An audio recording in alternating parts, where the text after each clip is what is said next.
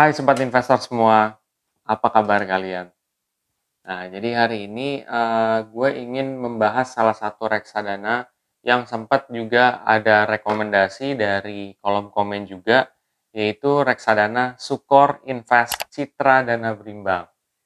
Nah, reksadana Citra Dana Berimbang ini sempat bagus banget ya. Dulu tuh secara kinerja kalau zaman dulu ya beberapa tahun silam itu gue ngelihat paling tinggi ya. Tapi sekarang itu seperti apa sih kinerjanya? Apakah masih bagus? Dan walaupun kinerja bagus kan itu belum tentu segala penilaiannya bagus. Penasaran kan detailnya seperti apa?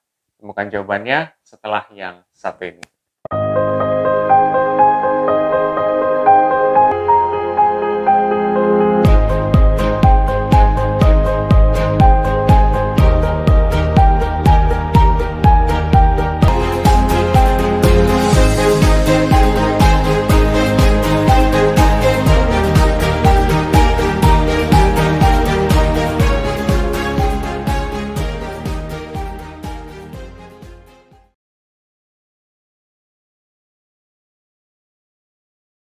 Jadi reksadana itu kan mungkin buat sobat investor pemula umumnya melihat daripada return kan ya atau kinerja masa lalu ya, CAGR lah. Tapi sebenarnya return tuh memang berpengaruh, tapi tidak berpengaruh banget.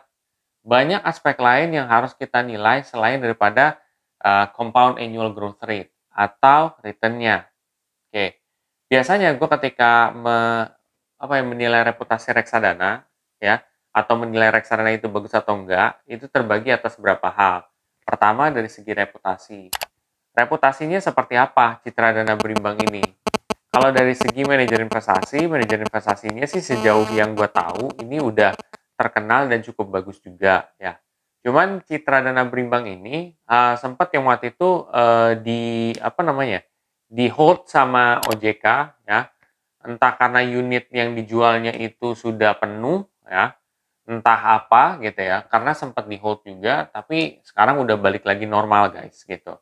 In fact, nanti bakal ada data-data yang mungkin bisa menjadi faktor penambah nilai kita juga. Oke, tapi sekilas seperti itu secara reputasi ya. Dari segi keterkenalan, untuk dari segi reksadana memang udah cukup terkenal gitu ya. Cuman yang tadi saya bilang memang sempat ada di hold nih sama OJK nih untuk reksadana ini. Entah karena memang unit reksadananya udah penuh atau seperti apa. Oke. Itu dari segi reputasi. Kedua, itu dari segi AUM atau dana kelolaan. Jadi setiap reksadana itu punya dana kelolaan yang berbeda-beda. Ada yang tinggi dan ada pula yang rendah. Untuk di sini, dana kelolaannya itu atau AUM-nya adalah 137,94 miliar berdasarkan data saat ini. Nah, menurut gue itu seperti apa, tinggi ataupun rendah? Jadi kalau AUM itu udah di atas dari 100 miliar, itu udah termasuk tinggi guys, gitu. Kalau udah tinggi berarti sudah bagus. Tapi yang gue lihat di sini adalah dia tidak terlalu yang jauh banget gitu loh naiknya. Mungkin belum sampai yang 500 miliar atau mungkin yang 1 triliun gitu. Jadi tetap kalau misalkan ada reksadana seperti ini, mungkin saran dari gue adalah tetap cek per 3 bulan ya.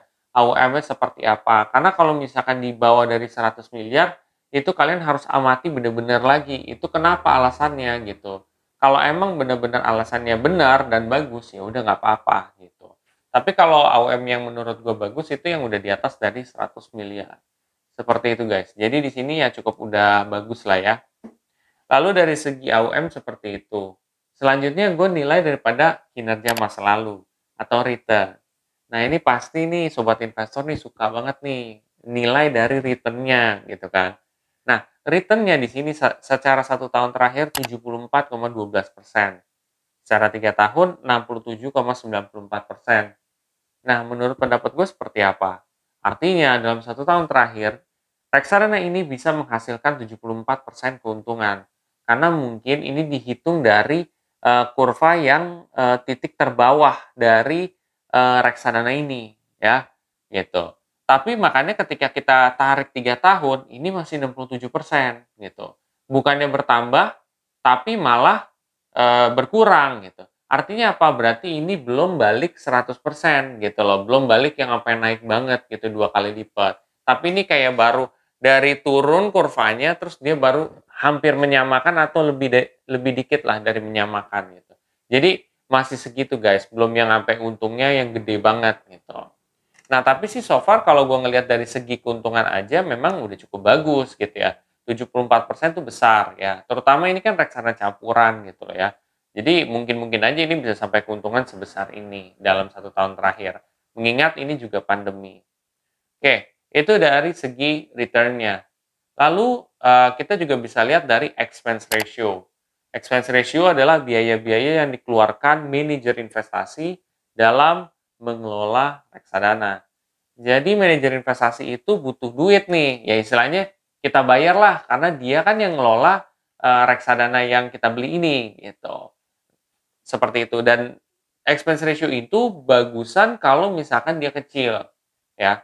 Kecil atau besar kalian tuh bisa bandingkan dengan reksadana yang sejenis lah. Ini kan di sini reksadana campuran. Kalian coba bandingkan dengan reksadana campuran lain. Apakah expense ratio-nya tinggi ataupun kecil gitu loh untuk yang ini. Nah, di sini expense ratio-nya itu adalah 4,22%. Kalau menurut pendapat gua 4,22% tuh hampir sama dengan rata-rata expense ratio reksadana saham.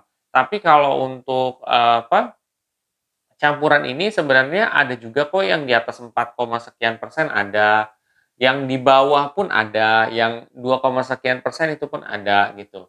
Jadi ya varian gitu ya. Gue nggak bisa menilai secara jauh juga karena memang perbandingannya tuh sedikit gitu ya. Reksadana campuran yang ada terutama di aplikasi Bibit itu masih tergolong sedikit gitu. Jadinya untuk di-compare agak sulit gitu ya.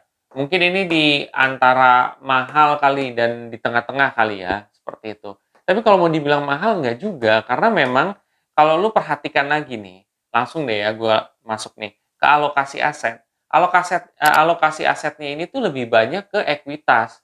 Ya itu kan berarti sama aja dengan reksadana saham. Kalau reksadana saham tuh ya rata-rata sekitar 4-5% gitu. Jadi menurut gua sih ini masih di ambang batas wajar sih gitu loh. Kalau dipikir-pikir ya. Tuh, itu dari segi expense ratio. Lalu di sini ada yang namanya minimal pembelian. Nah, minimal pembelian banyak orang yang salah juga nih. Kok saya nggak bisa invest 10.000 ya? Kok saya nggak bisa invest segini ya? Gitu. Karena mungkin kalian tidak memperhatikan bahwa di situ tuh ada yang namanya minimal pembelian. Setiap reksadana minimal pembeliannya beda-beda. Ada yang 10.000, ada yang 100.000, ada yang 500.000, ada yang sejuta. Jadi pastikan kalian amati terus tuh minimal pembeliannya. Lalu ada yang namanya bank penampung ya.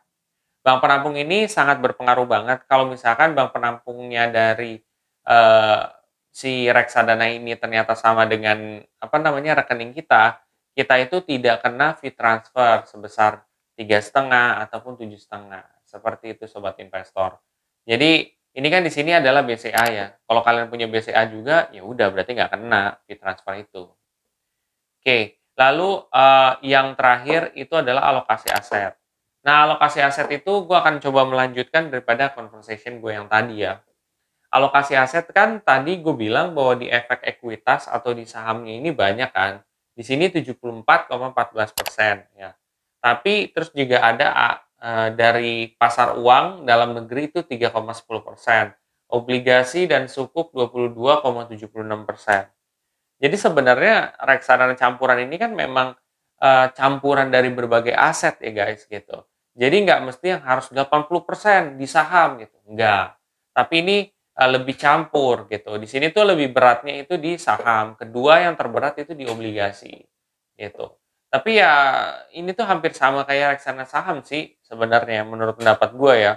Dan ini bisa dibuktikan dari efek ekuitasnya besar gitu.